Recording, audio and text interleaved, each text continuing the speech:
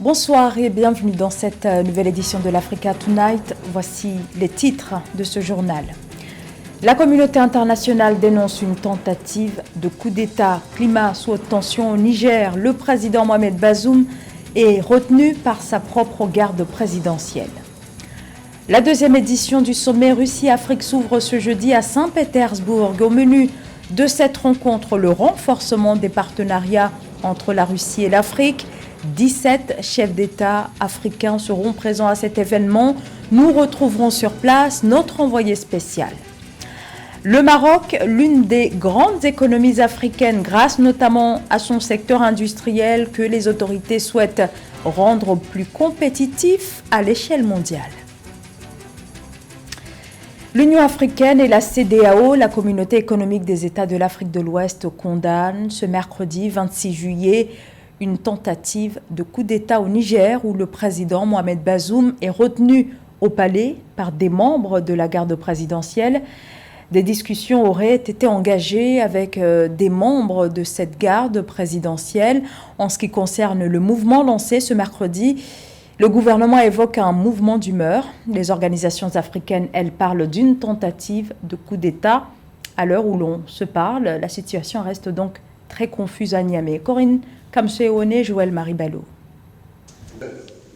La CEDEAO et l'Union africaine demandent la libération immédiate et sans condition du président du Niger, Mohamed Bazoum, retenu avec sa famille depuis la matinée de ce 26 juillet par les éléments de la garde présidentielle menés par le général Omar Tiani qui ont également bloqué l'accès à la présidence. Après plusieurs spéculations, c'est un tweet de la présidence qui a confirmé le coup d'État en cours en précisant que l'armée nationale menait une attaque contre les éléments mutants de la garde présidentielle. Pour l'heure, les détails sur les revendications formulées par la garde présidentielle n'ont pas encore été publiés. L'organisation ouest-africaine condamne un acte de violence contre un président démocratiquement élu. C'est avec stupeur et consternation que la CEDEAO a pris connaissance de la tentative de coup d'État au Niger. Elle condamne de la manière la plus vigoureuse ces tentatives de prise du pouvoir par la force et appelle les acteurs de cet acte à libérer immédiatement et sans condition le président de la République démocratiquement élu. La CEDEAO et la communauté internationale tiendront tous ceux qui sont impliqués dans cet acte pour responsables de la sécurité et de la sûreté du président, des membres de sa famille, des membres du gouvernement et du public en général. Arrivé au pouvoir il y a juste 2 ans, le président Mohamed Bazoum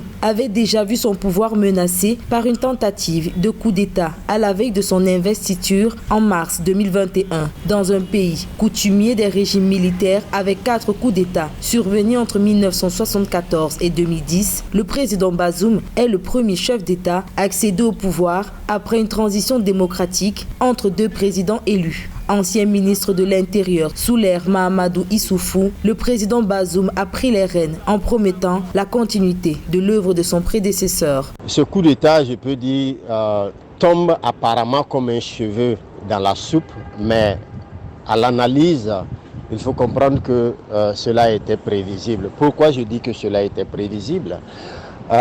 Les choix diplomatiques et les choix militaires du président Bazoum face au terrorisme ne faisait pas l'unanimité au sein de l'armée. Pourquoi je dis cela?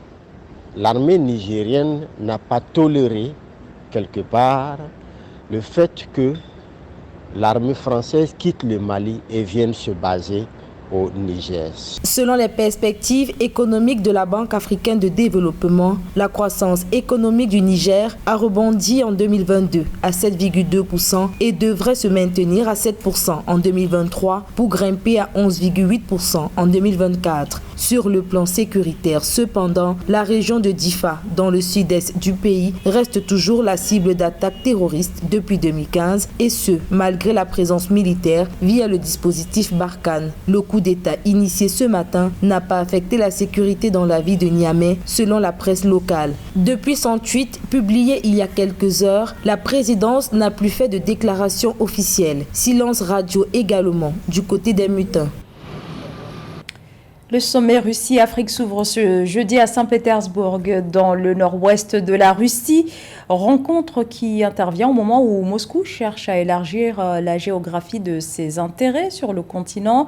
Cela se traduit par un rapprochement militaire, politique, mais aussi économique.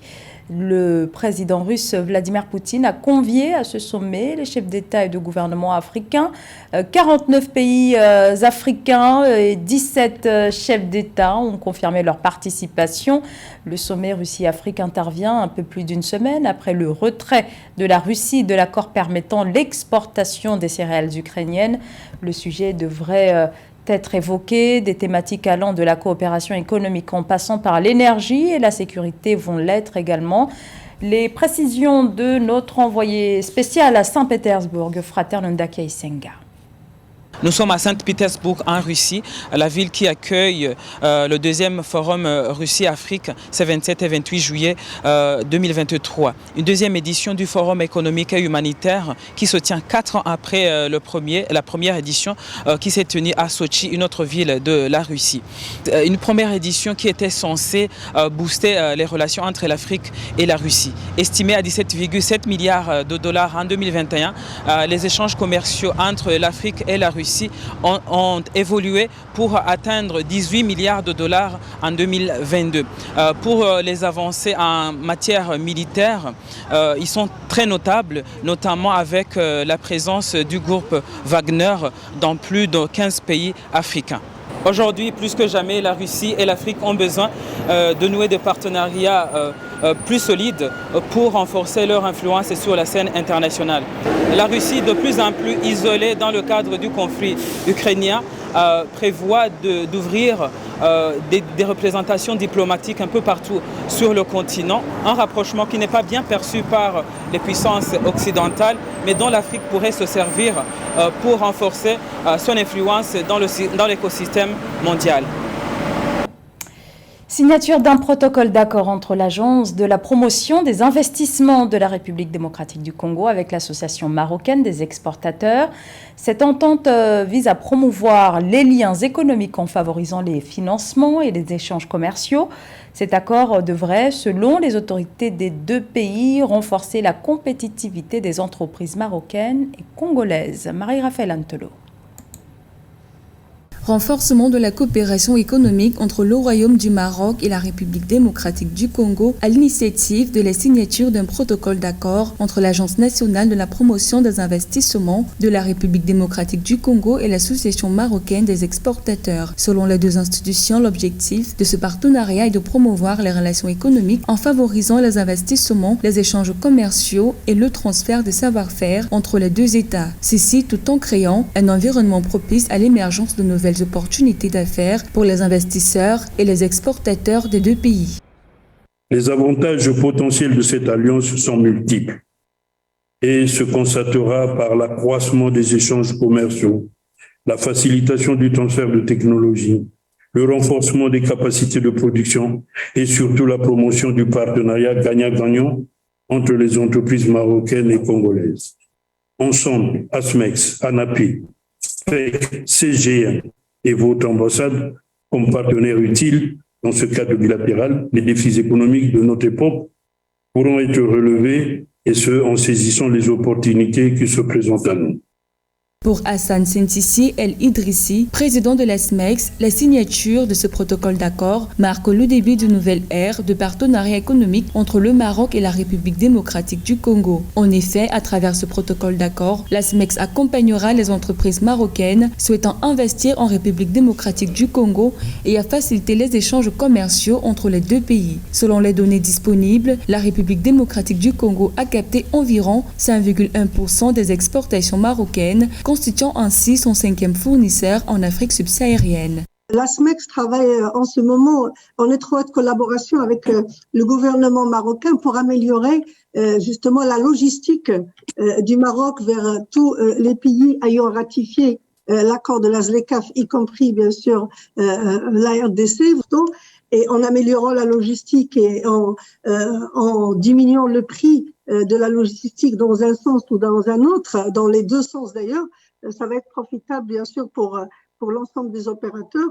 La signature de cet accord est, selon les responsables des deux institutions, le fruit d'une première visite fructueuse effectuée par le directeur général de l'ANAPI au siège de l'ESMEX en mars 2023, ce qui a permis d'établir un dialogue constructif et de jeter les bases d'une coopération mutuellement bénéfique. En marge de cette cérémonie, s'est tenu à Casablanca un webinaire intitulé Doing Business with DRC qui vise à informer les acteurs économiques marocains sur les opportunités d'investissement en République démocratique du Congo.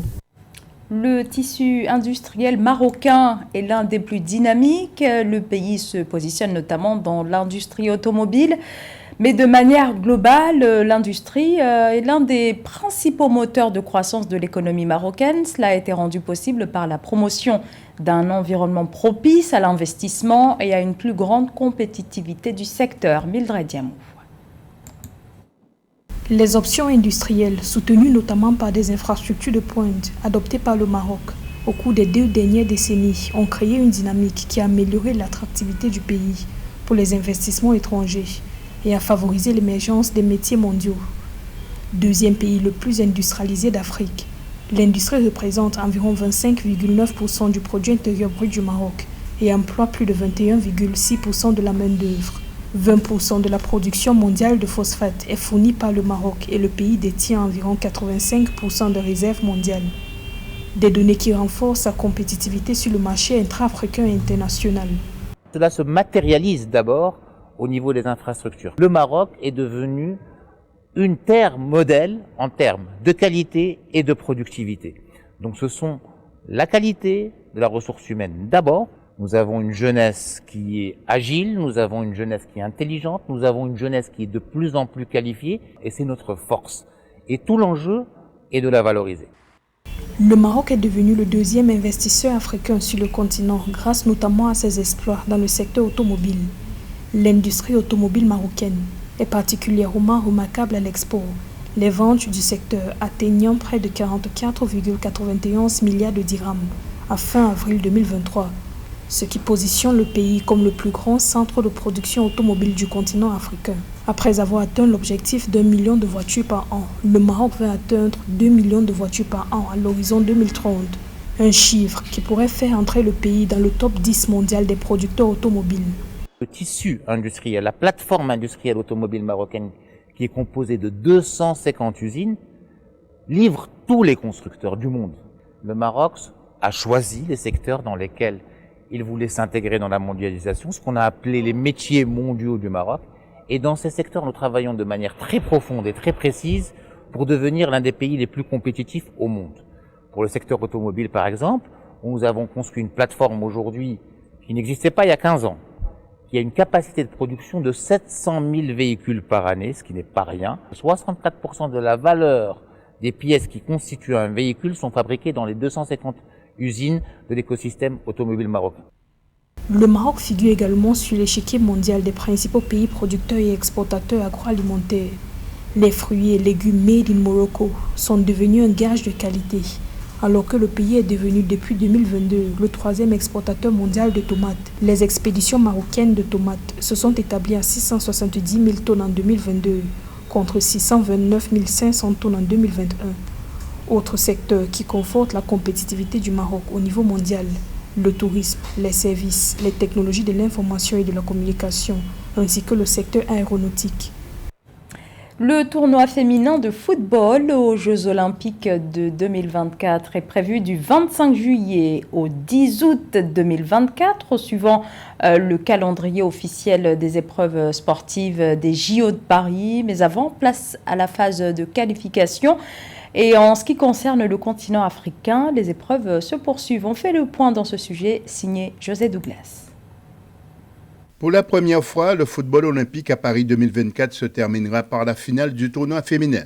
Le tournoi olympique de football masculin aura lieu du 24 juillet au 9 août et parmi les équipes qualifiées, nous rappelons qu'il y a l'Égypte, le Mali et le Maroc. Quant au tournoi olympique de football féminin, il débutera et s'achèvera un jour plus tard, soit du 25 juillet au 10 août. C'est un peu le Graal des athlètes. Les footballeurs ont aussi la Coupe du Monde. Mais les Jeux Olympiques couvrent toutes les disciplines.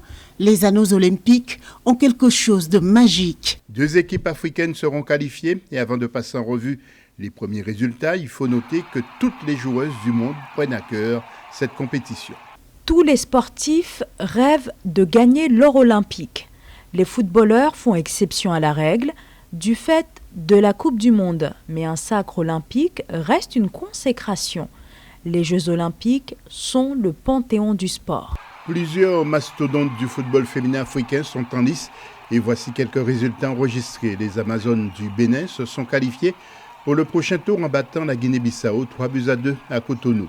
La Namibie s'est imposée 2-0 sur l'ensemble des 2 matchs face à la Guinée équatoriale après avoir obtenu un match nul et vierge à Malabo.